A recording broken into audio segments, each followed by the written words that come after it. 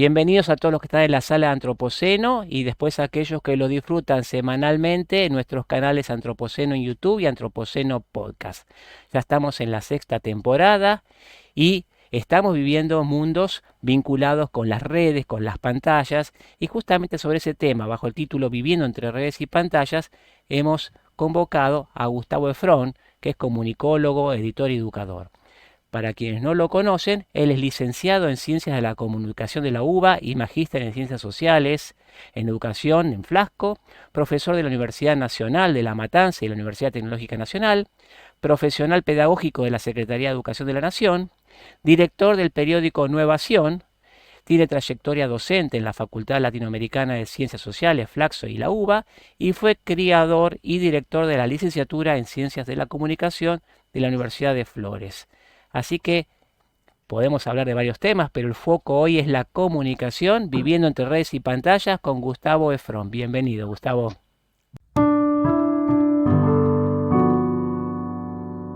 Estamos inmersos, ¿no? Vivimos en un contexto marcado fundamentalmente por algunos fenómenos, digamos, que ya vienen desarrollándose hace muchos años, digamos, pero que se fueron profundizando, ¿no? Marcados por la globalización y por la globalización cultural, ¿no? Y la expansión de entornos digitales que transforman profundamente la vida cotidiana. Esas transformaciones no afectan solo prácticas aisladas, sino que modifican la forma en que vamos construyendo nuestra identidad, ¿no? La manera en que nos vinculamos, la manera en que habitamos el mundo. Eh, por un lado tenemos la globalización, ¿no? Que tiene que ver con una universalización de valores, universalización de información, ¿no? Un mundo que está todo mucho más interdependiente, lo que lleva de alguna manera lo que se ha dado en llamar una deslocalización de la identidad, ¿no? La identidad deja de ser centrada en lo local, en algo, en lo más cercano que tenemos, sino que esto se mixtura, se mezcla con cuestiones que tienen que ver con lo global, ¿no? Lo global y lo local se van combinando. Y esto cambia las formas de que nosotros vivimos, ¿no? De la existencia, de nuestra existencia. Todo esto lleva de alguna manera que las identidades son menos estables y pasamos de identidades a lo que son identificaciones, ¿no? Las identidades originalmente eran más estables, estaban en la modernidad ancladas en instituciones y en roles definidos, ¿no? La familia, la escuela, la patria, la educación, etcétera. En cambio, digamos, las identificaciones son más flexibles, son más cambiantes, más múltiples en este mundo de redes. Y están construidas en distintos espacios y en distintos contextos que se van mezclando y se van desplazando. Por otra parte, las personas asumimos distintos roles según el entorno en que nos movemos, ¿no? Y se van configurando distintos perfiles en distintos espacios, ¿no? ¿Qué está en el medio de todo esto? Bueno, hoy podemos decir que en medio de todo esto están las redes. Las redes y las nuevas formas de estar en las redes, ¿no? Y acá yo me pregunto, hace una pregunta que a lo mejor después lo vamos a conversar, y es, ¿qué significa estar en? Cuando uno dice estoy en tal y tal red, estoy en Instagram, estoy en LinkedIn, estoy en Facebook, ¿no? Eh, Hay una cuestión, un concepto interesante que a mí me gusta siempre usar, que lo planteó un filósofo que se llama Paul Virilio en la década del 90 y que fue un visionario, y el concepto de ubicuidad. El concepto de ubicuidad que tiene que ver con estar en muchos lados al mismo tiempo. Eh, entonces, ¿esto qué implica? Que la noción de estar va cambiando profundamente en los entornos digitales. Cuando vivimos en una sociedad en red, enredados, como se dice, ¿no? El estar no requiere presencia física, permite estar en múltiples espacios simultáneamente Y también se redefine de alguna manera la experiencia del tiempo y del espacio. Eh, Se produce algo que a mí me gusta llamar la telaraña comunicacional, ¿no? Fíjense esta figura, ¿no? De telaraña comunicacional. La idea fundamental acá es que la vida social contemporánea es, por un lado, ubicua, o sea, de la ubicuidad, y por otro lado es en red. En este contexto, a mí yo he definido un concepto que me parece que de alguna manera define estas formas de interacción, que es la idea de comunidad imaginaria. Vivimos en comunidades imaginarias, ¿no? ¿Qué es una comunidad imaginaria? Una comunidad imaginaria no significa que sea falsa, sino que es una forma de pertenencia que no depende de la presencia física ni de los límites claros, sino de una construcción, yo diría, simbólica y comunicativa. O sea, y se sostiene básicamente en algunos rasgos fundamentales. Por un lado, esta comunidad que nosotros creamos cuando estamos navegando, interactuando en distintas plataformas, Facebook, Instagram, WhatsApp, y distintas plataformas actuales, que en algunos casos van variando, no tienen fronteras definidas. No hay un adentro y un afuera claro ahí, ¿no?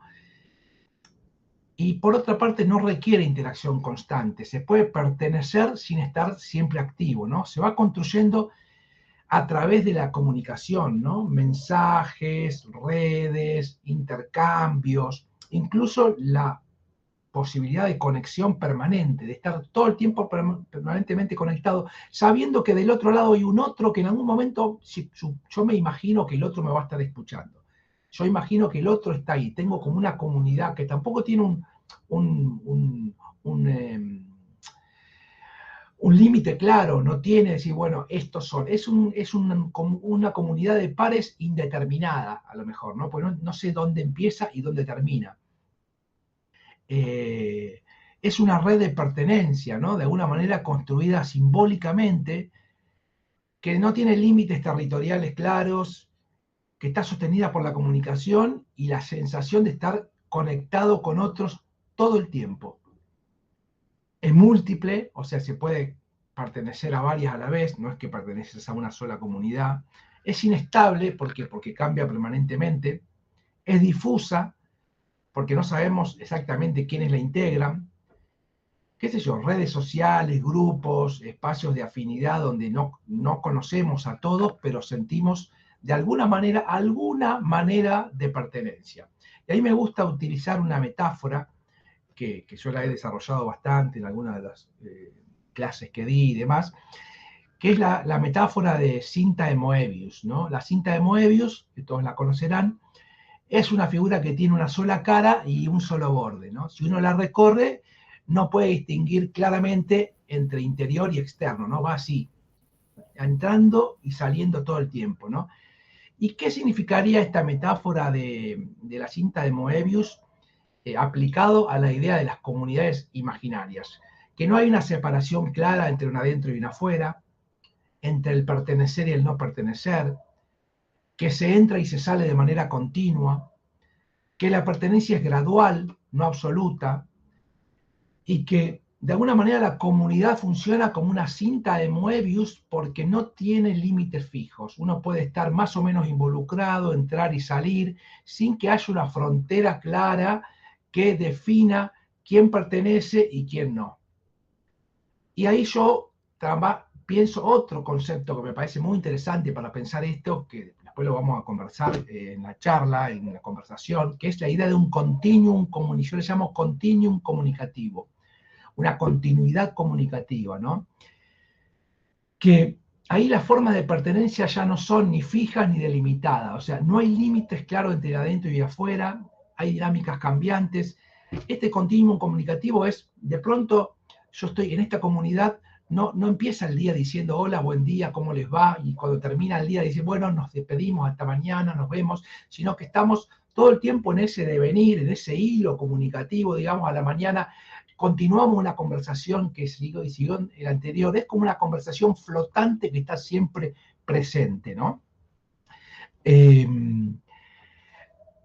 Entonces, me parece que esta idea de continuum comunicativo y esta idea de cinta de Moebius, de alguna manera van marcando estas formas de pertenencia nueva que de alguna manera nos marcan nuestras identidades en el contexto del mundo de las redes sociales y de las pantallas.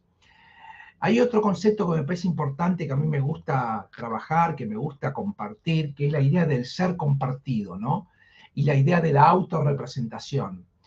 El ser compartido, yo lo defino, Descartes había hablado, el filósofo Descartes decía, pienso, luego existo. Y acá se podría redefinir como comparto mi ser, luego existo. O sea, en la medida que puedo compartir mi existencia, lo que yo soy, le doy entidad a mi existencia. Puedo existir a partir de compartir, ¿no?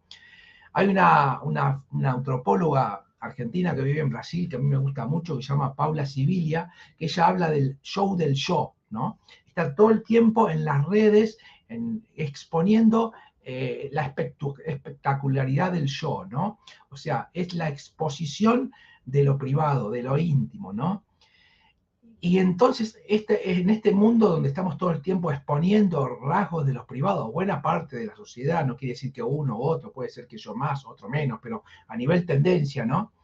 Eh, la identidad misma se va construyendo a través de esa exposición, ¿no? Lo privado se vuelve público, se construyen determinados relatos y narrativas propias de la propia vida, ¿no? O sea, se selecciona qué mostrar y qué no, digamos, ¿no?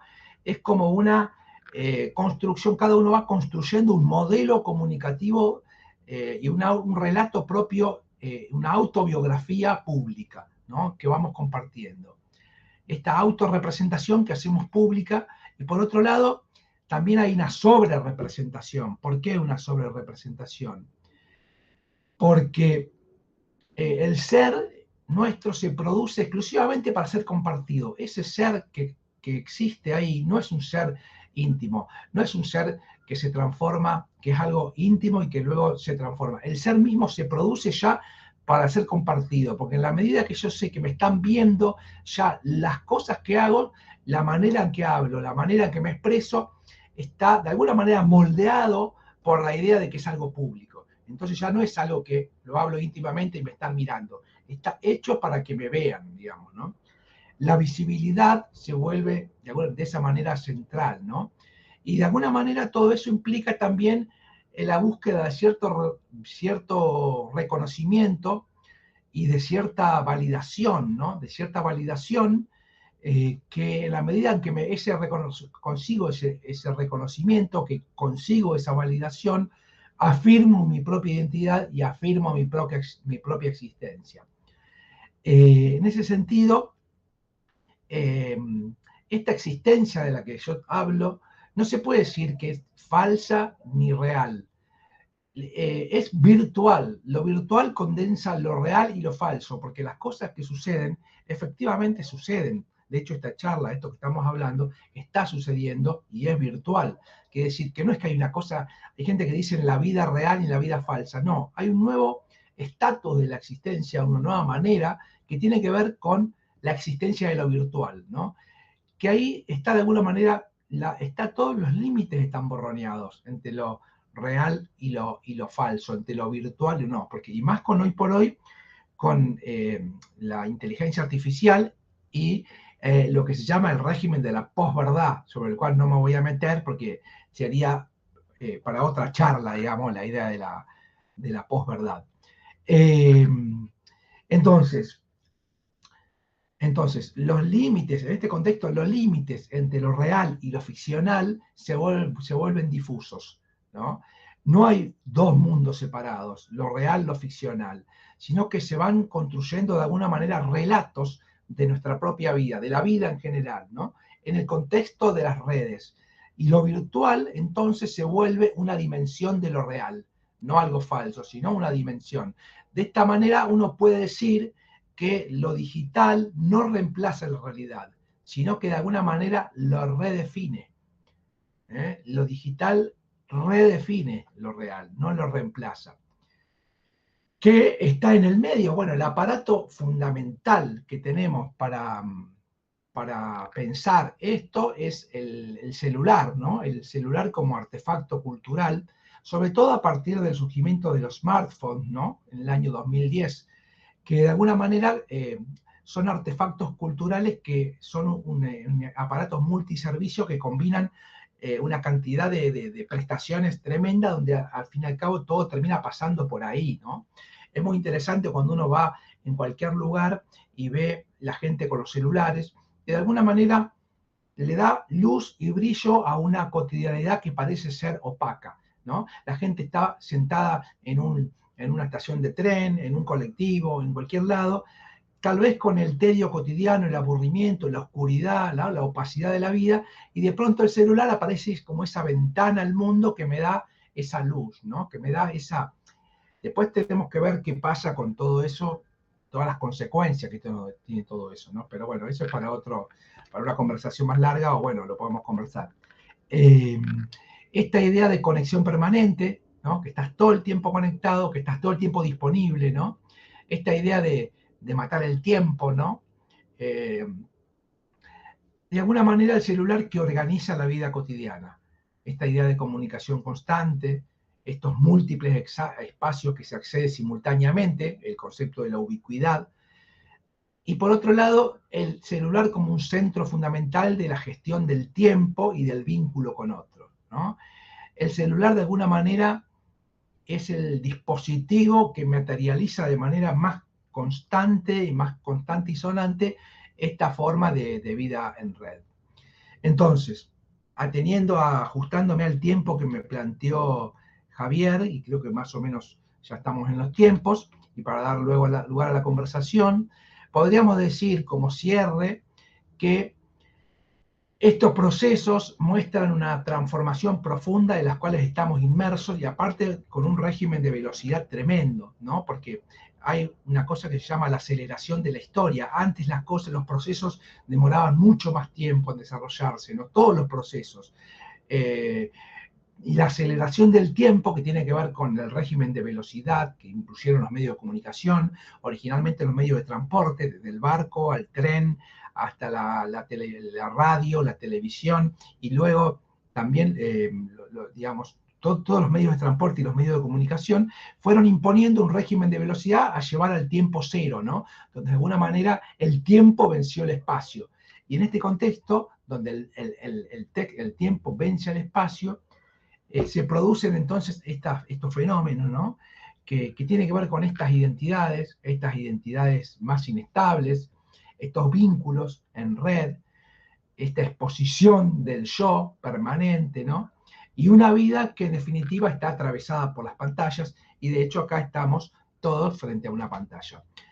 No se trata de un fenómeno aislado, sino de una nueva forma de organización de la experiencia social, ¿no? En las sociedades contemporáneas.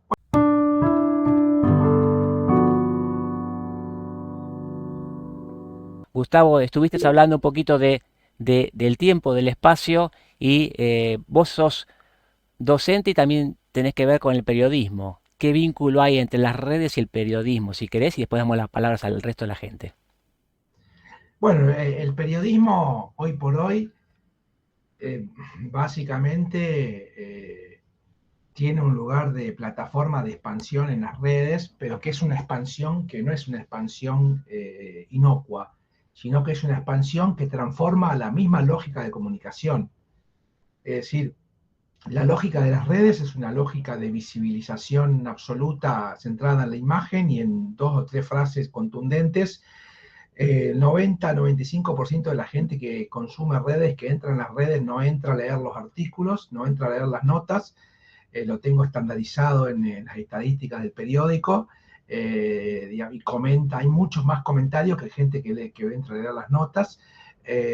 Y esto se da, bueno, por ejemplo, tengo bien visto bastante el caso de La Nación, por ejemplo, donde tiene una lógica bastante todavía sobria en el periódico y en el Twitter, que aparentemente el Twitter genera una lógica propia. De hecho, ha habido filósofos y demás que han dicho barbaridades en Twitter y tiene una lógica, y cuando le han preguntado por eso, Dice, no, pero eso lo dije en Twitter, en la lógica de Twitter. Claro, entonces lo digo en Twitter y es como que tienen una lógica propia, ¿no? Que tiene que ver con eso también, con la inmediatez, con la instantaneidad, ¿no? Y el periódico tradicional y los medios de comunicación tradicionales tienen aparte una narrativa distinta. ¿Por qué? Porque tienen un consumo secuencial. Uno cuando ve un periódico o ve un programa de televisión, hay una lógica que tiene un principio, un desarrollo y un final de manera secuencial, lógica, digamos. En cambio, la lógica de las redes tiene que ver con la lógica del hipertexto. Originalmente era el hipertexto, ¿no? Después cuando apareció Internet, que tomó el hipertexto, es que uno va entrando en determinadas links y eso te va abriendo un campo hacia el mundo y en función de las elecciones que vos vas haciendo, vos vas luego navegando en tus propios entornos y desarrollándote en tus propios entornos a partir de esas elecciones que hiciste. Entonces los recorridos son mucho más individuales y mucho más segmentados. Y vamos a decir, ¿y esto tiene consecuencias? Claro que tiene consecuencias. La máxima expresión de esto es el algoritmo, donde vivimos enfrascados en una lógica diferente, donde vivimos encerrados en ese algoritmo donde nos ven los que piensan parecido, digamos, y donde buena parte de, de la lógica, yo diría que en este momento, no en Argentina, sino en el mundo, hay un choque de civilizaciones, como dijo Samuel Huntington, un famoso escritor norteamericano, lo escribió hace muchos años y cada vez más, donde hay una cultura, un rompimiento, una grieta, que está de moda hablar de la palabra grieta, antropológica a nivel global, ¿no? Y mi hipótesis es que buena parte de esa grieta antropológica tiene que ver con la lógica de cómo se organiza el pensamiento hoy, que está basado en la cultura de las redes, digamos, se centra en eso, ¿no? Mariano. Bueno, la semana pasada disertó con nosotros Claudio Martínez acerca de inteligencia artificial y presentó un panorama bastante pesimista, diría como un escritor de ciencia ficción tenebroso de la década del 30 del siglo pasado, en donde todo iba a ser ominoso, gris, oscuro. De hecho, yo hice referencia al Batman más tenebroso, que bueno, es algo de la década del 30, a Orson Welles. Me pareció también hoy oír un poco una descripción negativa, medio apocalíptica, y yo anoté acá algunas cositas. Pusiste identidades versus identificaciones. Yo percibo... no es apocalíptico lo mío, no, para nada. Así lo percibí yo. Dijiste que Descartes hablaba de pienso, luego existo, y hoy hemos devenido en comparto, luego existo, presencialmente nuestras imágenes, no nuestros pensamientos. Entonces, yo creo que las redes sociales permiten efectivamente un abuso de la imagen, pero también permiten una interacción de los sentimientos, de los pensamientos, de las culturas. Quisiera un poco desafiarte a una visión más dialéctica. Si efectivamente está visitando la Argentina en este momento el señor Peter Thiel o está gobernando Netanyahu a Israel o Trump a Estados Unidos, yo creo en la dialéctica, yo creo que las sociedades aprenden de los errores y los corrigen. Me gustaría una reflexión sobre eso. No hablé de imágenes, hablé de que exponemos nuestra identidad. Exponemos nuestra identidad, exponemos nuestro ser. Necesitamos una validación de nuestro ser. Hay una validación pública de lo privado, eso es lo que yo digo, que digamos, necesitamos esa validación pública y que hoy la forma de validación pública es a través de la existencia en el ámbito de desarrollo fundamental, que es el desarrollo de la web, ¿no? De la web y del espacio hipertextual. Ahí es donde se van construyendo las identidades. Claro que concuerdo yo en que tenemos que mirar dialécticamente el mundo. Mi perspectiva no es para nada apocalíptica, no tiene ese sesgo de decir,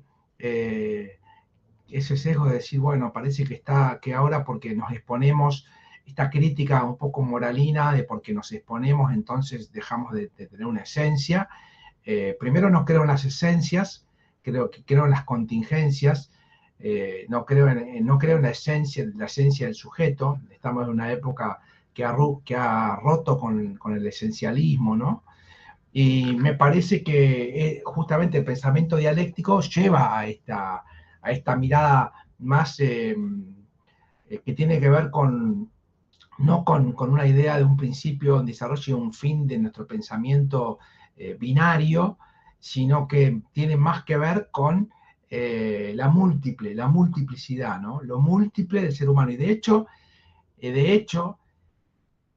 es, en buena parte del desarrollo que yo hago sobre esto, que no pude desarrollarlo en estos 15 minutos, digo que en realidad siempre estamos construyendo personajes, estamos narrando, ¿no?, nuestra vida, aunque no sea virtual, porque en todos lados estamos ejerciendo una identidad que está moldeada por el entorno donde estamos, aunque estemos en entornos supuestamente reales, y ya digo, lo pongo entre comillas porque ya dije que para mí no existe esa contratación entre lo real y lo virtual.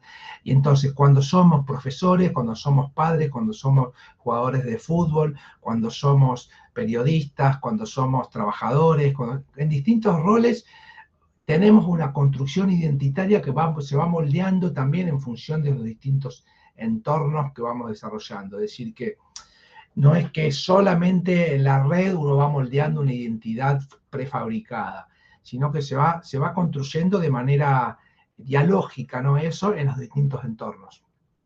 Hugo Flombaum. Voy a tratar de ser un poco más proactivo, digamos. Yo me desempeño en mi vida hace muchos años alternativamente en la política y en los servicios públicos, lo cual me hace estar ligado al trabajo territorial. Yo las series, a las redes, siempre las he tomado, no sé si equivocadamente o no, como una nueva forma de territorio, en definitiva. Es decir, para mí, lo que antes era un trabajo enorme de ir a visitar los territorios físicamente, hoy las redes han dado la posibilidad de convivir en todos los territorios de alguna manera a la vez, lo cual ha hecho que las dos actividades en las cuales yo me dediqué sean por un lado más simples, pero por otro lado muchísimo más complejas y más competitivas, diría. Hoy cuando uno tiene una idea, tiene que pensar que cada una de las redes la habitan en general públicos distintos y públicos diferentes, o el mismo público pero con otra actitud. No sé si estoy equivocado. Esa sería la apreciación que le quería llevar. Sí, sí, estoy de acuerdo. O sea, originalmente cuando se hablaba de nuevos espacios públicos, de nuevas plazas públicas, así se lo llamaba, digamos. Me parece que está bien hablar de nuevos territorios, nuevas territorialidades. Estas nuevas territorialidades nos permiten desplazarnos, pero no son territorialidades que de alguna manera reemplacen las otras territorialidades. Una de las cosas que yo he discutido mucho en los ámbitos en los cuales hemos hablado, es que había una cierta, un poco cosa muy crítica, nostalgiosa de decir, bueno, a partir de ahora la gente no se va a juntar más, la gente no va, la presencia física, no, y yo no creo en esa contrastación, porque yo creo que las redes de alguna manera potencian eso. De hecho, yo no he visto que siga habiendo recitales públicos masivos, sigue grandes encuentros, sigue habiendo plazas llenas, es decir, sigue habiendo espacios de encuentro.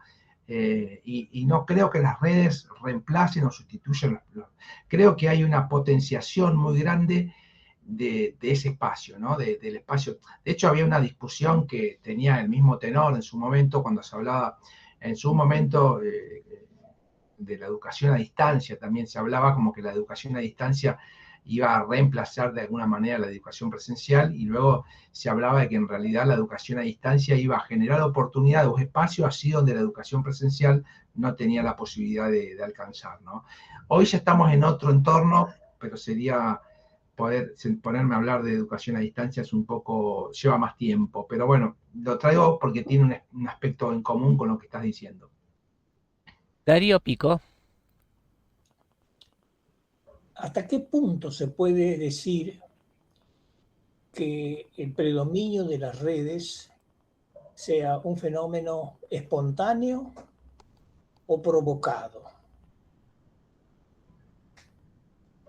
Provocado no me refiero al vecino que me dice, ¿por qué no estás en una red social?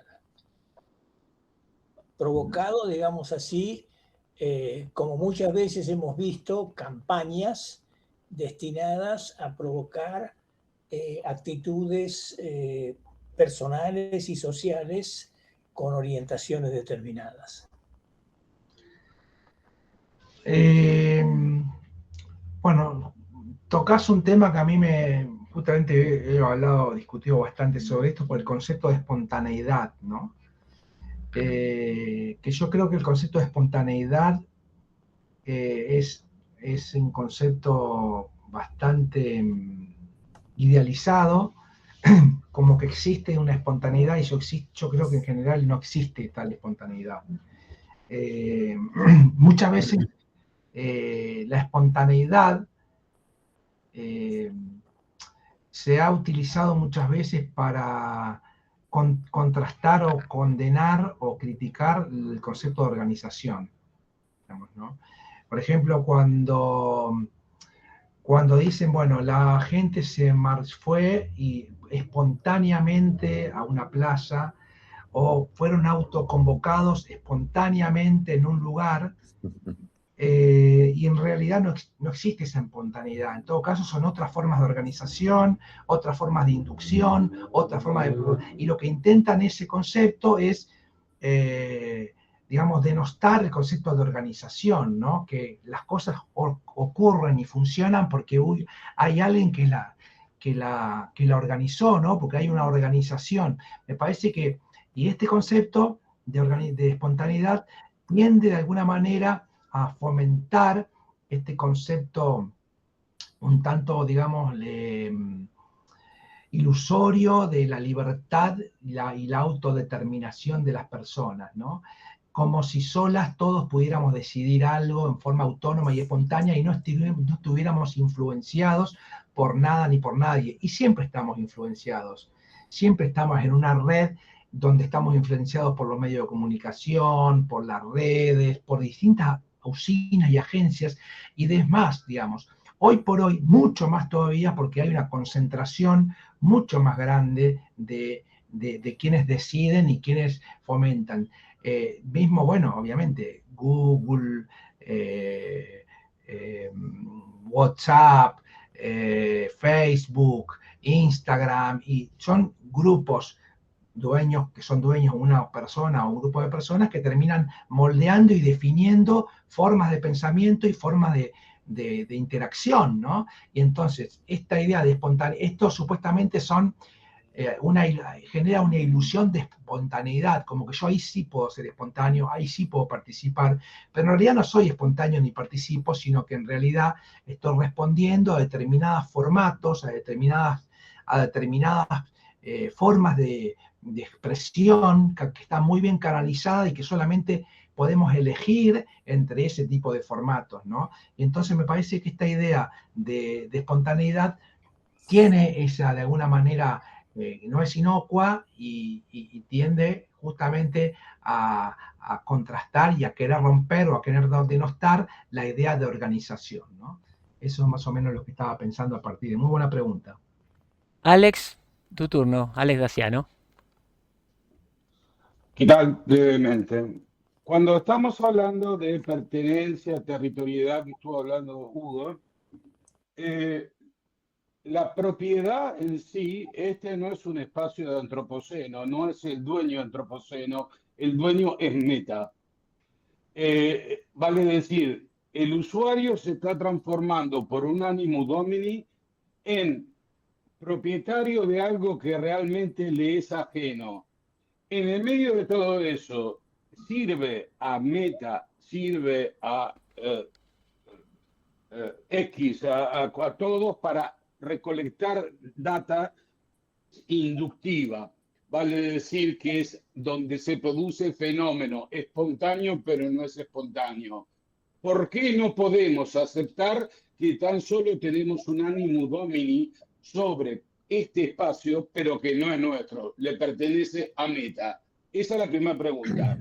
La segunda pregunta tiene que ver con esto de las múltiples identidades. A partir de todo lo que está pasando, se está viendo una cantidad enorme de casos, enorme, de síndrome de identidad disociativa, que puede generar cuando incluso, porque hasta ahora estamos hablando de perfiles que persona a persona, pero ya se puede crear un bot para justamente generar alguien que no existe, el vínculo con otra persona que no existe desde una IA.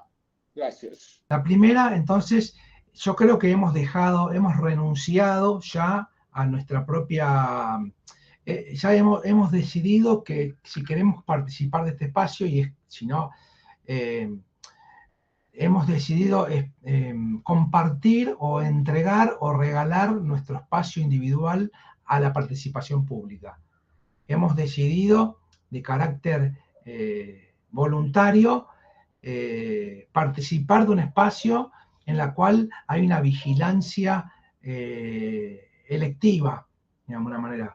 Es muy interesante porque Michel Foucault, el famoso filósofo, en su momento hablaba de la idea de la sociedad de control, ¿no? Que él hablaba del panóptico, que uno lo miraba, que había alguien desde arriba que te controlaba, ¿no? En una cárcel, ¿no? Que el de arriba miraba abajo. Esto era algo coercitivo, pero hoy por hoy es algo voluntario. Nosotros elegimos y entregamos nuestra privacidad, entregamos a cambio de muchas cosas que obtenemos. No es que no lo sabemos. Yo cuando sé que doy todos mis datos, sé que van a saber, sé que van a organizar montones segmentando, con la segmentación de la información van a utilizarlo para ofrecerme cosas, para vendérselo como una base de datos. Todo eso lo sé y la mayoría lo sabe. Y a pesar de eso, decidimos entregar ese tesoro para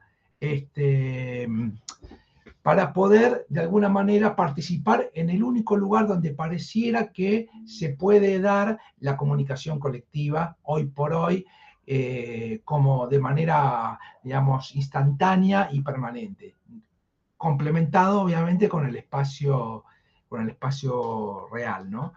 Hay personas muy contadas que deciden renunciar a esto, no tienen celular, no tienen WhatsApp, no tienen... Tengo gente conocida que lo hace. Bueno, es una decisión que toman, pero de alguna manera es un costo que es muy minoritario la gente que lo hace. Hoy por hoy estamos de alguna manera entregando eso. Lo segundo era lo disociativo y el tema de los bots, ¿no? La deshumanización.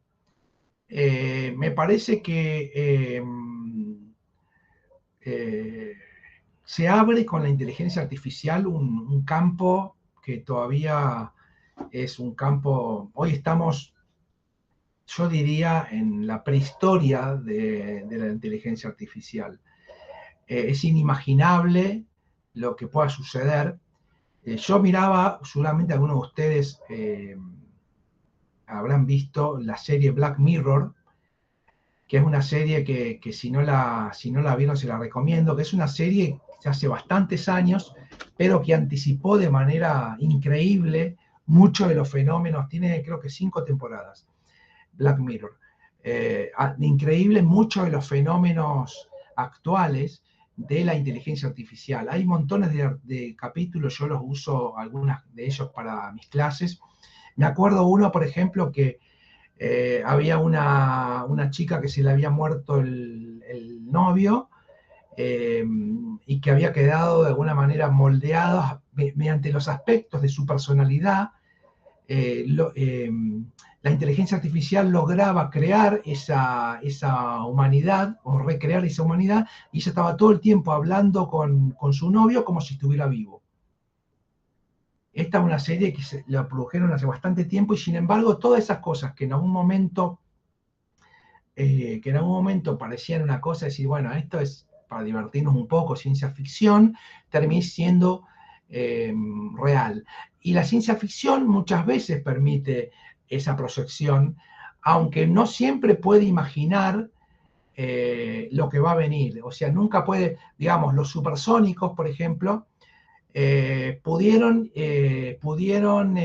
imaginar autos voladores. ¿Recuerdan los autos voladores?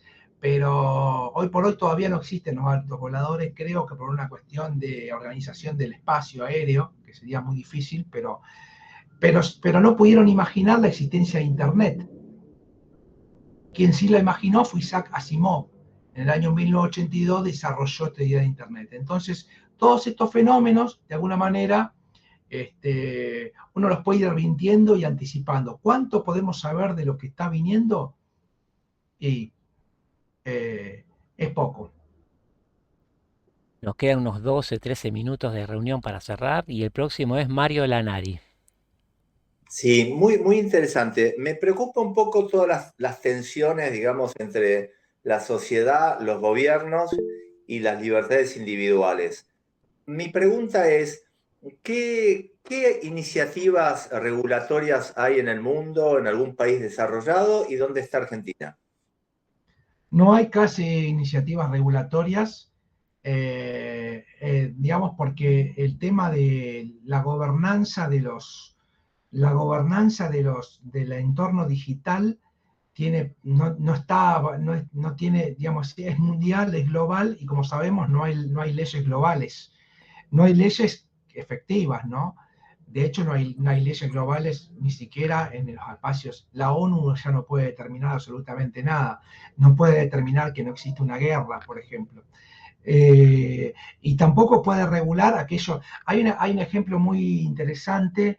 En su momento fue el caso Napster, que era una plataforma de música, que, bueno, hoy por hoy sería la más conocida Spotify. Pero en su momento, me acuerdo que Napster le habían puesto ciertas regulaciones por el tema de los derechos de autor y demás. Y lo que hizo Napster puso su central en el sudeste asiático, en un país del sudeste asiático. Entonces ya ahí se regulaba teóricamente por las leyes del sudeste asiático. Y ahí entonces podía hacer lo que quería porque no había una regulación. Entonces me parece que en este mundo global que vivimos hoy no hay posibilidad de desarrollo. Sí hay directivas o algunos moldes, algunos parámetros que te pueden hablar de cierta moral o cierta forma en la cual en teoría debería organizarse esto. Pero la realidad es que es la ley de la imposición de las grandes corporaciones, en definitiva, las que definen esto, ¿no? Elon Musk y bueno, y Google y Facebook y bueno, ahora este hombre que está acá en Argentina, son en definitiva los que terminan imponiendo ciertas lógicas a las cuales nosotros o nos entregamos o nos resistimos, si hay alguna forma de resistencia, o si no, la pérdida de libertades individuales es tremenda. Pero eso lo estamos viendo, a ver, con el tema de las cámaras, ¿no? Nosotros hemos renunciado a la privacidad de nuestra situación. Sabemos que, vieron en la ciudad de Buenos Aires, siempre que hay un accidente o un ¿cómo se llama? O un robo o algo, siempre, absolutamente siempre hay una cámara que lo ha mostrado, que lo registra. Es decir, que estamos todo el tiempo monitoreados por todos lados. Lo mismo pasa en los aeropuertos, ¿no? Donde uno de pronto tiene que someterse ahí a prácticamente una sensación de ultraje de la persona, ¿no? Que es uno de los grandes temas que a mí también me preocupan, digamos. Como título informativo, creo que fue en marzo que Brasil sacó nuevas reglamentaciones dirigidas a las redes sociales, sobre todo con menores, donde era muy estricto en cuanto a la edad, en cuanto al método de escroleo, en cuanto a la adictividad que genera. Creo que es uno de los parámetros interesantes para poder seguir avanzando. Está Daniel Aguilera que quiere hacer una pregunta. Daniel. Sí, cortito. En cuanto a redes, mi pregunta es, ¿cómo se puede utilizar las redes para mejorar la educación primaria y secundaria en la Argentina? Cortita. Cortita la pregunta, pero la respuesta, bueno, yo trabajé mucho en tecnologías de la educación, ha cambiado mucho eso. Es muy difícil plantear un sistema de redes, yo creo que es inevitable y hay que hacerlo. Hay una discusión muy grande respecto al tema de las redes en el aula, ¿no? Y el celular en el aula. El gobierno de la Ciudad de Buenos Aires ha puesto que los chicos no tengan los celulares en el aula, una disposición del gobierno de la ciudad, que particularmente yo en especial acuerdo, porque me parece que el espacio de lo individual, el espacio del encuentro no mediado por pantallas, eso está todo el tiempo y va a estar todo el tiempo. Pero el espacio del aula, de hecho, he leído artículos de una escuela de Silicon Valley, que es donde están todos los grandes cráneos de estas empresas, que en las escuelas de sus niños no están los celulares. O sea, con sus niños, pues tienen tantas pantallas y tantos celulares en todos lados, que estos niños van, porque justamente ellos saben lo que es y se dan cuenta cuánto se puede desarrollar por otro lado, porque de todas maneras esos chicos lo van a tener, lo tienen en todos lados. Acá la pregunta, para darle una vueltita de tuerca a eso, es, ¿pero qué pasa con los sectores más vulnerables, los sectores que si, bueno, entonces vos no le das eso? Es decir, una cosa son los sectores más ricos que de todas maneras lo tienen y están pululados. ¿Qué pasa con vos? ¿Les prohibís, no le das el espacio para eso? Bueno, ahí hay otro marco de discusión sobre qué margen le podés dar a los chicos para que puedan tener el celular, porque es algo que existe de todas maneras, y si vos no lo regulás y no trabajás sobre eso, estás ignorándolo, pero en realidad sigue existiendo. Entonces, tiene que haber de alguna manera estrategias para poder intervenir en esos espacios. Y sabemos todo lo que pasa en las redes sociales y en el espacio del celular, desde el grooming, ¿no? Que el tema de adultos que se hacen pasar por jóvenes, y desde el grooming, que vulnera los derechos de los niños, hasta el fenómeno que actualmente es muy fuerte, que es el tema de los juegos, ¿no? La ludopatía, por ejemplo, ¿no? Que está pasando mucho, que hay familias que se han endeudado de manera tremenda porque sus hijos se han enviciado, por llamar así, con los juegos. Lo único que tenés que decir es que tenés 18 años, nada más que eso, y te pones a jugar, y ha sido muy grave. Así como esos dos casos que digo, hay montones de otras cosas que yo creo que la escuela tiene que intervenir, porque bueno, si no te estás haciendo el distraído. Entonces me parece bien que en el aula no se trabaje, que se deje un espacio para el encuentro, pero no me parece que no haya que dar cuenta del fenómeno de las redes, y buscar alguna estrategia que a los chicos les permita un uso activo y proactivo de las redes.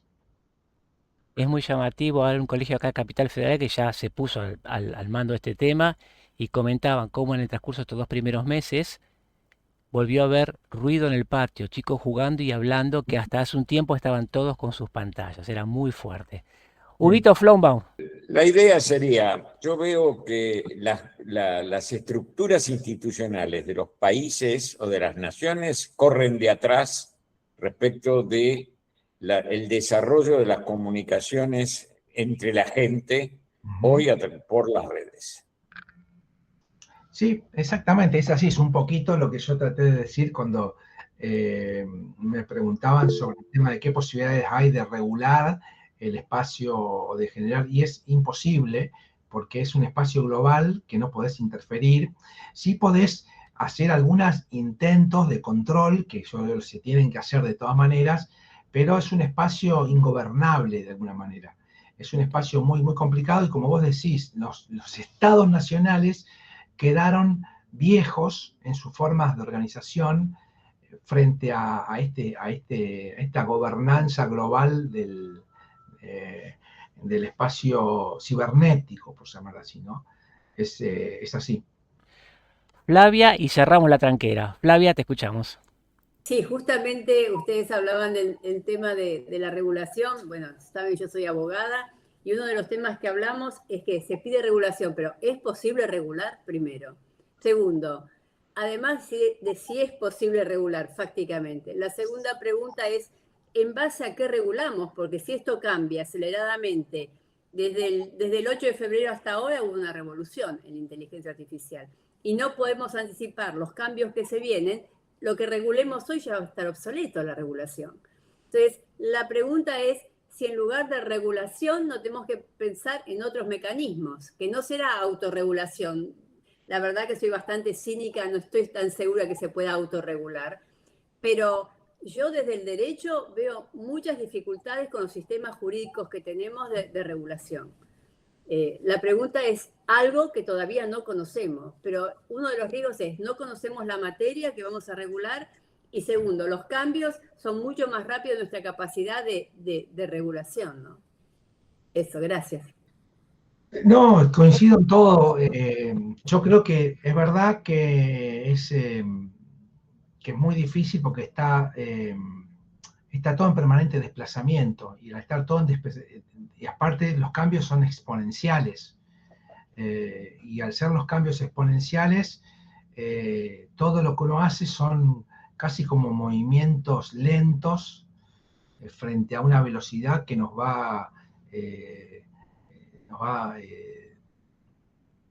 externalizando cualquier capacidad de que nosotros podamos controlar la situación. Ahora, creo que sí puede haber algunos patrones en los cuales nosotros podemos generar corrientes desde acciones públicas que tiendan a regular o que tiendan a promover determinado tipo de conductas, ¿no? Que me parece que en algunos casos es ridículamente desafiado esto. Voy a dar el último ejemplo que a mí de alguna manera, que me acuerdo, ¿no? Porque son muchos, me fastidió mucho, que es el arquero de la selección argentina, uno de los ídolos más grandes, ¿no? que hay, porque junto con Messi lograron que ganemos el Mundial, ¿no? Saliendo a promocionar una empresa de apuestas, de juegos, ¿no? Diciendo, pero si sos menor, no, como diciendo, bueno, no, si sos menor, no, hace falta que una figura de ese calibre potencie algo que está destruyendo a muchas familias. Bueno, digo, hay cosas que sí se puede intentar, bueno, regulemos esto e intentemos que esto no ocurra, hagamos una campaña, no ya desde lo coercitivo, porque eso ya es muy difícil, pero sí desde lo inductivo, ¿no? Me parece que digo este ejemplo como otros, ese es el último que me acuerdo, ¿no?